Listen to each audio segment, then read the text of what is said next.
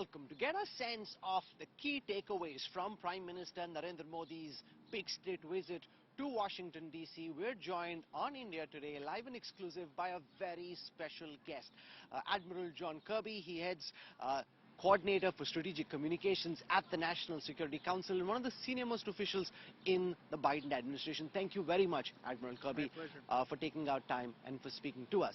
I want to start by asking you about your biggest takeaway from this state visit. When you look back at the tangible takeaways that have emerged from this visit, which one stands out to you as being the most important? There's so much here, and one of the ones that doesn't get enough attention or headlines, I think, are the improvements on people-to-people ties. I mean, you have India, the largest democracy in the world. You have the United States, the oldest. And we have young populations that want to grow, develop, educate. They want to innovate. They want to make a difference in the world, whether that's on climate change science or clean energy technology or artificial intelligence, space, cyberspace. And these people-to-people ties are so critical, and what you saw today were opportunities to grow those programs, to improve exchanges, whether they're educational or otherwise, between our two peoples, between the American people and the Indian people. So I don't think that got enough headlines. But look, there were other really key deliverables. The co-production of GE jet engines in India. That's a big deal, not just for jobs in India, but also here for the United States. India is going to buy some more MQ-9s, which will improve their military capabilities. We signed on to more investments in each other's economies. India signed on to the Artemis Accords, so space exploration between our two countries will improve. I could go on and on. I mean, I've seen a lot of these, and there hasn't been too many other bilateral visits that I've seen that have created as long a list of deliverables and as specific as this one. Admiral Kirby, let's take some of the things you mentioned one by one. I'll start with the GE F414 jet engine deal. A few years ago, it would have been quite inconceivable for the United States to be agreeing to transfer this kind of sensitive technology to India. India isn't a formal alliance partner of the United States, is unlikely ever to be part of a formal alliance of any kind. What then do you think facilitates this kind of a deal, and what signal are you trying to send? Because for a long time India was dependent on the USSR and later Russia for weapon purchases. Is this an effort to try and wean India away from the Soviet-Russian grasp? It's not an effort against any other country. It's an attempt to show how much this strategic partnership with India really matters to both our nations. Quite frankly, and you heard President Biden say this, to the whole world. I mean, India is becoming an increasing exporter of security, not just in South Asia, but in the Indo-Pacific and elsewhere. So, I mean, it's really important, we think, that they have access to this kind of technology and this co-production capability to improve not only their capabilities in civil and military air, but again, in the creation of additional jobs. India and the United States now do more joint exercises than India does with any other country. Is that something that you see increase in time to come, attempts at interoperability, especially in the Indo-Pacific region? It could. I mean, there were no additional training events announced today, but you're right. We have a terrific regimen of training and exercises with the Indian military. Those help not only our individual militaries get better and more operationally ready, but also improves our interoperability with one another, and so we'll look to see if that needs to be expanded. One of the things the French were concerned about when the Rafale deal was being negotiated was about the ability of Hindustan Aeronautics, the Indian company, to be able to manufacture as per Rafale standards. Is that something you've satisfactorily addressed, the capacity? One of the reasons we're frankly having to come to you is because Hindustan Aeronautics couldn't build the Kaveri engine by themselves. It was heavy, unwieldy. Now, of course, this is a big respite for the light combat aircraft project. Is that something which is of concern to you, because you've been a military man yourself? Well, I think, I mean, we wouldn't make a deal like this, and we wouldn't be so proud of this if we didn't have full confidence that India will be able to manage that co-production capability and manage the delivery of those jet engines as appropriate.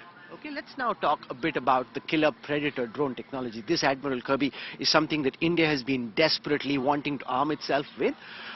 Is this a pure play business transaction at full commercial rates, or does this too have some kind of a component of transfer of technology inbuilt into it?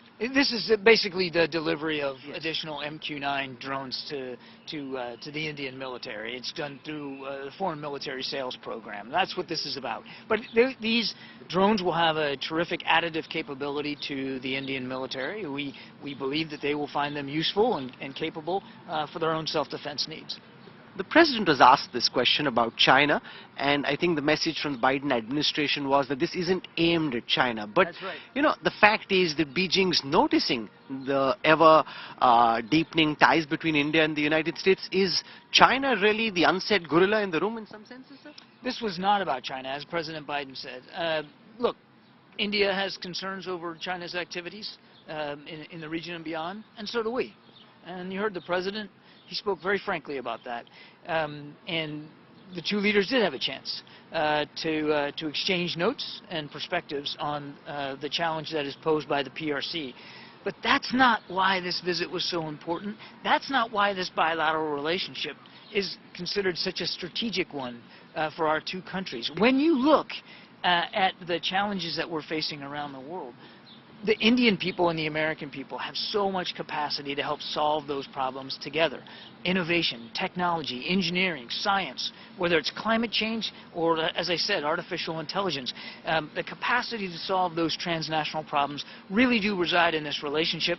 It's really, as President Biden said, the importance of this relationship goes well beyond our two countries. It really does have the potential to be a global force for good. Let's spend a moment on the initiative for critical and emerging technologies, Admiral Kirby, because that seems to be one of the linchpins of this emerging relationship. Where does ICED go from here, outside of what we've seen, the conversation now on for about a year, in terms of actual deliverables on the table? What do you think ICED, what should people expect from ICED? I think what they should expect is that coming out of this visit, we're going to continue to work with our Indian partners and partners around the world too, to improve our approach on ICED. What did you make of the impact Prime Minister Modi had? You were part of the extended bilateral this morning.